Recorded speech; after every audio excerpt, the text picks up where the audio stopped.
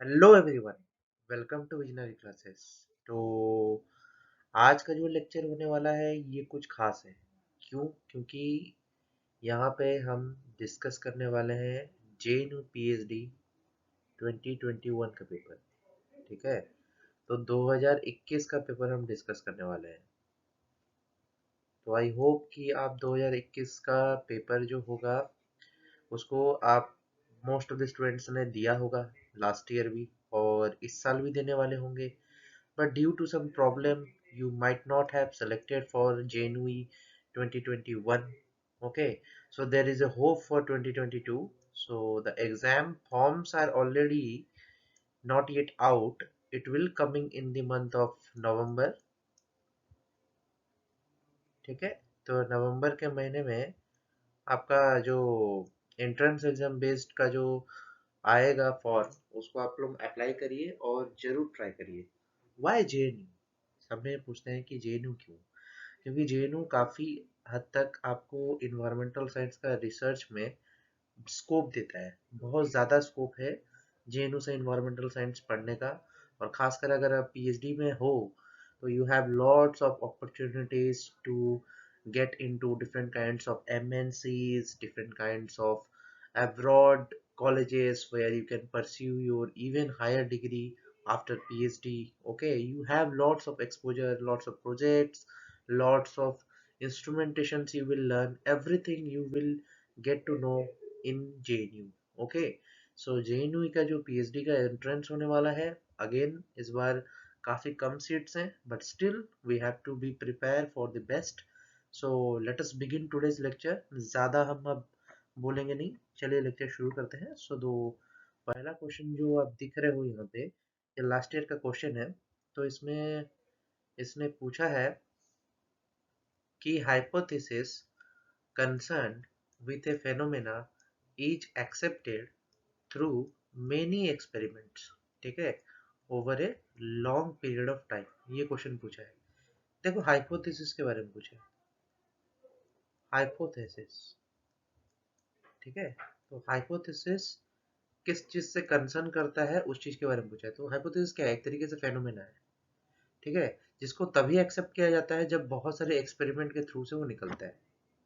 Okay, सो ये बोलता है कि हाइपोथेसिस तो एक्सपेरिमेंट के थ्रू से ही प्रूव किया जाता है। ठीक है, बट एक हाइपोथेसिस जो साइंटिफिकली प्रूव हो, ठीक है, इस तरीके के मेथड से साइंटिफिकली प्रूव हो, उसको क्या बोला जाएगा? What we tell it. Okay, so hypothesis is usually known as what? This kind of hypothesis known as what? ये क्वेश्चन पूछा है जिसको एक्सपेरिमेंट के थ्रू से हमने लंबे समय में ऑब्जर्व किया है, वो क्या है? ठीक है, तो अगर देखते हैं पहला स्टेटमेंट, तो बोलते हैं अगर साइंटिफिक लॉज की, तो laws of science are the statements based on repeated experiments or observations that describes or predict a range of natural phenomena. Clear? देखो पहली तो बात यहाँ पे नेचुरल फेनोमेना का पॉइंट हो गया कंप्लीट। दूसरा बोलता है कि law of science of statement, statement भी हो गया based on experiment and observations. देखो तीनों तीनों पॉइंट्स को अगर जोड़ दो तो क्या हमारा ये साइंटिफिक लॉ को नहीं बताता है? Obviously this is scientific law. Scientific law का डेफिनेशन अगर बोला जाए तो यही है कि एक स्टेटमेंट है जिसको एक्सपेरिमेंट और ऑब्जर्वेशंस के बेसिस पे प्रिडिक्ट किया जाता है। ठीक है, फॉर नेचुरल फेनोमेना के रेंज में। Clear? Okay, then comes principle. देखो सारे पॉइंटर्स पे बात करेंगे आज, सारे पॉइंटर्स पे बात करेंगे, क्योंकि JNU PhD का entrance is very very important for all the aspirants who are getting pass out through MSc exams and getting JRF also and not getting JRF also। तो नॉन JRF बच्चों के लिए ये जो लेक्चर है ये काफ़ी इंपॉर्टेंट है, तो try to be engaged in this lecture. So let us start. So यहाँ पे जो नेक्स्ट पोर्शन हम पढ़ने वाले थे साइंटिफिक प्रिंसिपल्स के बारे में। तो साइंटिफिक प्रिंसिपल्स क्या होते हैं? Principle are the ideas based on scientific rules and laws that are generally accepted by the scientist. They are fundamental truths that are foundation for other studies. Principles are qualitative, qualitative nature के होते हैं, quantitative नहीं होते हैं। They are not really rules that can be written down with mathematical symbols। कोई symbols में नहीं लिखा जाता है। They are more like guiding ideas that scientists use to make predictions and develop new laws. तो एक तरीके से क्या है, कोई आधार बनाना, कोई बेस बनाना। ये किसके द्वारा बनाया जा सकता है, ये साइंटिस्ट के द्वारा बनाया जा सकता है। ठीक है, वो क्यों बनाता है, क्योंकि कई नए लॉज और नए प्रिडिक्शंस और नए हाइपोथेसिस को जनरेट करने के लिए कोई प्रिंसिपल्स की जरूरत पड़ती है। Based on that they do it. ठीक है, तो समझ में आ रहा है, थोड़ा बहुत क्लियर हो रहा है। तो वो ऐसे कंफ्यूजन मत में रहना कि क्या ऑप्शन दिया और किस तरीके से बनाओगे। ओके, सो फिर आता है क्या, एक scientific theory is an explanation of an aspects of natural world and universe that has been repeatedly tested and corroborated in accordance with scientific methods using accepted protocols of observations, measurements and evaluation of results. Theory आ गया, तो theory तो explanation, देखो ये pointer important है यहाँ पे, ये explanation of an aspects of natural world, explanations की बात किया। क्लियर, फिर आता है क्या है, a scientific model is a physical or mathematical और conceptual representation of system of ideas, events और processes। तो फिजिकली प्रूव करोगे, पॉइंटर वन, मैथमेटिकली भी हो सकता है और कॉन्सेप्चुअल बेस्ड पे भी इसको रिप्रेजेंट कर सकते हो, किसी भी आइडियाज को, किसी भी आइडियाज को, इवेंट को या प्रोसेसेस को। क्लियर है, model, principle, theory and laws के बीच का डिफरेंसेस। तो आई होप कि ये जो डेफिनेशंस है, ये डेफिनेशंस को लाइन टू लाइन पढ़ो। मैंने तो समझा दिया है, again you should read by line to line. तो इस तरीके के क्वेश्चन अगर आ रहे हैं और तुम लाइन टू लाइन पढ़ रहे हो, तो you will definitely getting the exam correctly. Clear out, okay. Next question पूछता है, scientific law describes an important relationship that is observed in nature to occur consistently with the time. अगर बात करते हैं साइंटिफिक लॉ की, law of science है, clear है। और क्या बोला है, scientific law describes an important relation that is observed in nature. Obviously natural है, तो नेचर इंक्लूड हो गया। ठीक है, to occur consistently with the time. देखो कोई भी लॉ जो है वो हमेशा होता ही रहेगा ना, बदलेगा नहीं, क्योंकि वो रिपीटेड एक्सपेरिमेंट्स के थ्रू से बना है, बार बार देखा गया है, या तो बार बार एक्सपेरिमेंट के थ्रू से वो तथ्य प्रूव हो चुका है। तो क्योंकि वो लॉ प्रूव हो चुका है, तो टाइम के साथ कांस्टेंट रहेगा, चेंज तो होगा नहीं। ठीक है, तो जो पहला स्टेटमेंट वाज डेफिनेटली करेक्ट। जो बोलता क्या है, scientific principle describe more specific sets of relation that is usually identified in a scientific law। सही बोलता है। देखो प्रिंसिपल्स क्या है, जो कि बेस्ड है किस पे, साइंटिफिक रूल्स पे बेस्ड है, बट ये क्या होंगे, डेफिनेटली एक स्पेसिफिक होंगे, स्पेसिफिक होगा, क्योंकि जो प्रिंसिपल होता है हर एक चीज के लिए स्पेसिफिक ही होता है, किसी भी चीज के लिए स्पेसिफिक प्रिंसिपल होता है।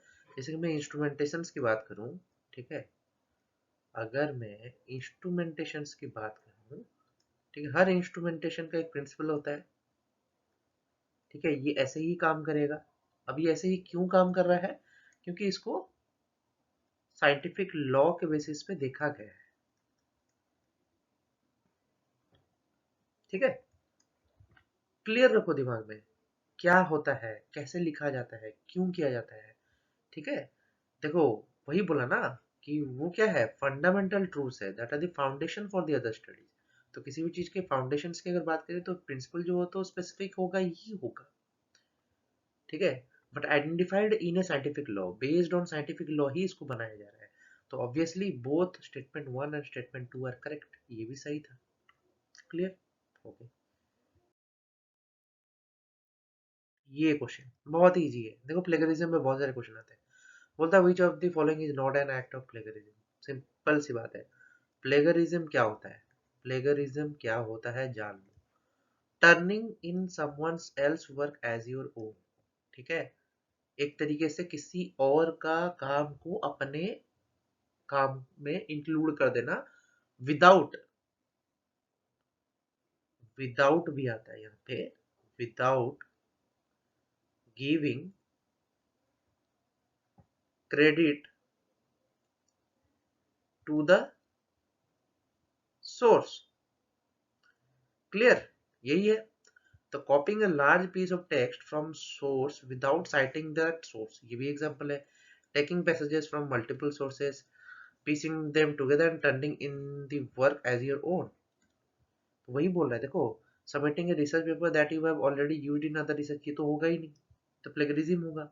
क्यों? क्योंकि एक जगह पे तुम सबमिट कर चुके हैं, वापस से दूसरे जर्नल में उसको सबमिट करने की बात कर रहे हो, ये पॉसिबल ही नहीं है। सेम नेम से, सेम ऑथर के सीक्वेंस से, सेम पेपर को आप दो जर्नल में सबमिट नहीं कर सकते हो। Okay, you can not, you can't submit one research work simultaneously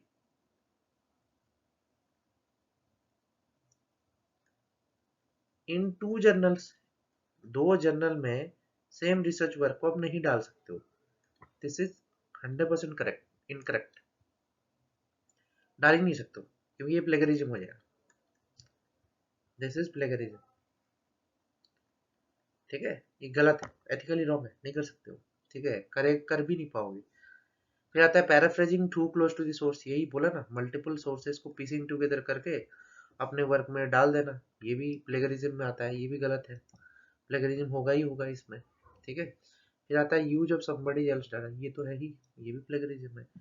these three are part of a plagiarism, but disagreeing with the source you cited, अगर तुमने कोई सोर्स को साइट किया है और तुम बोल रहे हो कि ये सोर्स नहीं है, ये मेरा सोर्स नहीं है, तो ये नहीं कैलकुलेट किया जाता है प्लेगरिज्म में। प्लेगरिज्म का जो डेफिनेशन है उसी को कैलकुलेट किया जाएगा। Disagreeing with the source you cited, मतलब अगर सपोज करो मैं लिखता हूँ यहाँ पे बिस्वाल एटॉल, ठीक है, 2022, कुछ लिखता हूँ यहाँ पे good is bad, good boy is decent, ऐसे लिख दिया मैंने, एक सेंटेंस उठाया और लिख दिया यहाँ पे विशाल एटॉल 2022, ठीक है। मैं बोलूंगा ये यहाँ से पिकअप नहीं हुआ है, ये इस पेपर से आया ही नहीं है, ठीक है। ये अगर मैं बोल रहा हूँ, ये तो मैं डिसएग्री कर रहा हूँ, this is not considered in the plagiarism, ठीक है। ये साइट को बस मैं ये बोल रहा हूँ कि उस सर से साइट नहीं हुआ है, बट इसको प्लेगरिज्म नहीं बोल सकते जब तक पता नहीं चलेगा कि वो ओरिजिनल सोर्स से कौन सा है, ठीक है। पकड़ा जाएगा तो प्लेगरिज्म है, अदरवाइज नहीं है। डिसएग्रीइंग से कोई मतलब नहीं है, तुम डिसएग्री करो ना करो उससे क्या मतलब है, अभी तक तो पता नहीं हुआ है ना, तुमने साइड तो कर दिया। क्लियर? ओके। हाँ, ये question, this is very very important, थोड़ा ध्यान से सुनो, ठीक है। तो research misconduct does not include, पहली बात, ठीक है। तो अगर हम बात करते हैं बेसिक्स ऑफ रिसर्च मिसकंडक्ट, पहले पढ़ो अच्छे से, तो क्या होता है, known as cardinal science, there are three cardinal science of research conduct misconduct, ठीक है, मिसकंडक्ट, जिसको बोलते हैं falsification, fabrication and plagiarism, FFP are the primary concerns in avoiding a research misconduct. Any divergence from these norms undermines the integrity of research for the individual, lab, university and field as a whole, ठीक है। तो falsification पहला misconduct, fabrication दूसरा misconduct and plagiarism तीसरा misconduct. आइए जानते हैं ये सब है क्या। अगर हम बात करते हैं falsification, falsification is what, falsification is the changing और omission of a research result, research data को अगर आपने हटा दिया, जो हम मन करते हैं, आई थिंक ये तो भाई I am giving some comment, but ये होता है, ठीक है, इंडिया में इट इज गोइंग ऑन, ठीक है। बहुत सारे रिसर्च में डाटा का मैनिपुलेशन चलता है to support the claim, hypothesis और अदर डाटा अपने हिसाब से मैनिपुलेट कर रहे हो, ठीक है। तो falsification can include the manipulation of research instrumentation, किसी भी तरीके से कर सकते हो, इंस्ट्रूमेंट में बदलाव करके ट्यूनिंग करके रिजल्ट लाना, ठीक है, मटेरियल्स को चेंज कर देना, प्रोसेसेस को बदल देना, ठीक है, मैनिपुलेशन ऑफ इमेजेस और representation in a manner that distort the data और read too much between the lines. अगर मैं बात करता हूँ, ये मेरा क्या है, ये मेरा फिट लाइन है, अगर सपोज करो, समझते ही हो फिट लाइन क्या, एक्सेल में ड्रॉ करते हो ना, एक इंडिपेंडेंट और एक डिपेंडेंट वेरिएबल के बीच में, वाई और एक्स के बीच में, ठीक है। तुम क्या करोगे, जबरदस्ती इसको इस लाइन की तरफ फिट कर दोगे, एक्चुअल डाटा इधर स्कैटर होगा, एक्चुअल डाटा ऐसे स्कैटर हो रहा होगा, तुम डाटा को इसके पास पास फिट कर दोगे, तो इससे क्या होगा, तो ये आप क्या कर रहे हो, ये मैनिपुलेशन कर रहे हो किसका, डाटा का, ठीक है। Too much between the lines can also be considered as falsification, तो एक तरीके से गलत तरीके से, ठीक है, रॉन्ग वे और रॉन्ग डाटा रिप्रेजेंटेशन अगर बोले, दैट इज फॉल्सिफिकेशन। क्लियर है? Very much okay. Then comes fabrication. Fabrication is the construction or addition of a data, observation, characterization that never occurred in gathering of data or running experiment. जबरदस्ती addition किया, नया data frame किया, ठीक है, filling out the rest of experiment runs and examples, claim about the result need to be made on complete data sets, ठीक है, complete data sets पे बनाने की बात की, बेस्ड ऑन इनकम्प्लीट और assumed results is a form of fabrication, ठीक है, मतलब एक डाटा को बना रहे हो, न्यू, ठीक है, not gathered data addition, very easy fabrication, समझ में आ गया। और प्लेगरिज्म तो you know it very well, plagiarism बार बार नहीं पढ़ाऊंगा, प्लेगरिज्म के ऊपर बहुत सारे क्वेश्चन आते हैं, तो प्लेगरिज्म यू नो, किसी और के डाटा को अपने पास ले आना, ठीक है, तो इसको प्लेगरिज्म बोलते हैं। तो plagiarism is not a big deal, plagiarism तुम बना सकते हो, ठीक है। तो वो बोलता है when reviewing the privileged information such as when reviewing grants or journal article manuscript for peer review, researcher must recognize that what they are reading cannot be used for their own purpose। देखो साफ साफ बोल रहा है, अगर तुम जो भी सेंटेंस पढ़ रहे हो किसी रिसर्च आर्टिकल से, you cannot use them as your own, उसी सेंटेंस को यूज नहीं कर सकते, because it cannot be cited until the work is published or publicly available। अगर तुम्हारे पास कोई डाटा मौजूद है और तुम उसको बिना किसी के पब्लिश हुए तुम उसको साइट कर दे रहे हो, so it is problem, you don't do it, ठीक है, उसको प्लेगरिज्म में माना जाएगा। Clear? Okay, so this question also clear, इसमें बताने की जरूरत नहीं है, आगे चलते हैं। देखो फिर से आगे क्वेश्चन प्लेगरिज्म में, प्लेगरिज्म में बहुत सारे क्वेश्चन है, प्लेगरिज्म आता ही रहता है यार। प्लेगरिज्म इज क्या? Use or presentation of somebody else work as your idea your own, ठीक है। तो टर्निंग समवन एल्स, देखो चोर कैसे इसका आइडिया चुरा रहा है ये एक पिक्चर दिया है छोटा सा आपके लिए ताकि आप समझ सको। क्लियर है? Okay, so now we will coming to ending. तो बेस्ट प्लेगरिज्म चेकर के नाम पे आपके पास ये सारे सॉफ्टवेयर जैसे यूनिसेक है, स्मॉल एसी टूल है, सर्च इंजन रिपोर्ट्स है, क्यूटेक है, प्रो राइटिंग एड्स है, प्लेक्सकैन है, प्लेगियम है, ग्रामरली जो मोस्ट मोस्ट मोस्ट इम्पोर्टेंट जिसको हम यूज करते हैं, डुप्ली चेकर भी है, ठीक है। But Indian university like JNU use Turnitin, ठीक है, टर्निटी नहीं यूज करते हैं जेएनयू, ठीक है। तो ये भी एक प्लेगरिज्म का सॉफ्टवेयर है जो कि चेक करता है प्लेगरिज्म कितना है या नहीं है। ओके, सो आई होप कि ये लेक्चर बहुत अच्छे से समझ में आया होगा। जो भी स्टूडेंट्स जेएनयू पीएचडी का एंट्रेंस दे रहा है उसके लिए ये जो लेक्चर्स हैं ये काफी हद तक उसके लिए फायदा मंद होगा, ठीक है। आई होप कि you guys are enjoying this lecture, okay. अगर एंजॉय कर रहे हो तो ज़्यादा से ज़्यादा इस लेक्चर को शेयर करो, ठीक है, अपने दोस्तों में जो जो एग्जाम्स दे रहे हैं, एंड स्टे मोटिवेटेड। कोई भी डाउट्स हो, कभी भी डाउट्स हो, कमेंट बॉक्स में लिखना शुरू कर दो, ठीक है। Okay, have a nice day.